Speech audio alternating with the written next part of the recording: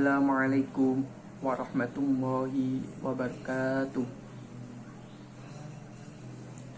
Alhamdulillahirabbil alamin.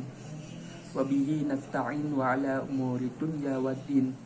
Wassalatu wassalamu ala asrofil anbiya wal mursalin wa ala alihi wa sahbihi ajma'in.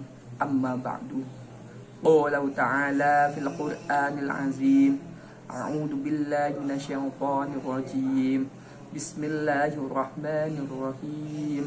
Subhanallazi asra bi 'abdihi lailam minal masjidil harami ilal masjidil aqsal ladzi barakna hauluhu linuriyahu min ayatina innahu huwas samiul basir.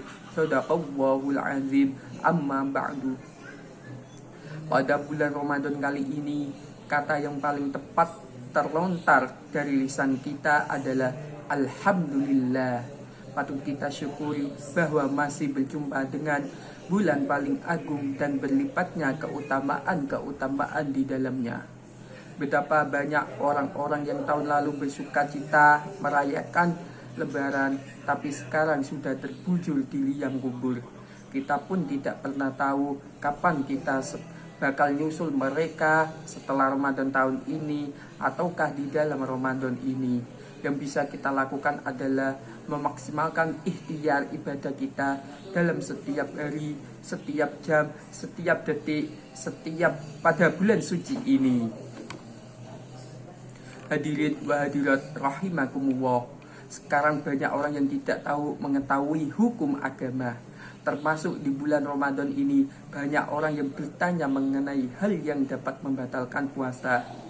Hal yang membatalkan puasa tidak hanya makan dan minum dengan sengaja, tetapi berhubungan badan pada siang hari dan keluarnya air mani dengan sengaja atau masturbasi termasuk dapat membatalkan puasa. Apakah hukum mimpi basah saat puasa Ramadan dapat membatalkan puasa? Hukum mimpi basah saat puasa Ramadan mungkin masih membingungkan bagi sebagian laki-laki muslim. Pasalnya, keluarnya air mani dengan sengaja merupakan salah satu perkara yang dapat membatalkan puasa. Mimpi basah atau ihtilam sendiri merupakan hal alami yang terjadi pada tiap laki-laki sebagai tanda kedewasaan. Mengutip Bidayatul Mujtahid wa Nihayatul Muhtasid karya Ibnu Rashid, mayoritas ulama fikih sepakat bahwa suci dari jinabat atau junub bukanlah termasuk sebagai syarat sahnya puasa. Landasan ini didasarkan dari kebiasaan Rasulullah SAW yang dikisahkan oleh Aisyah dan Ummu Salamah. Beliau bersabda, "Qad kana Rasulullah SAW yudrikuhul fajru fi ramadana wa huwa junubum min ghairi hulumin fayaghtasilu wa yasum."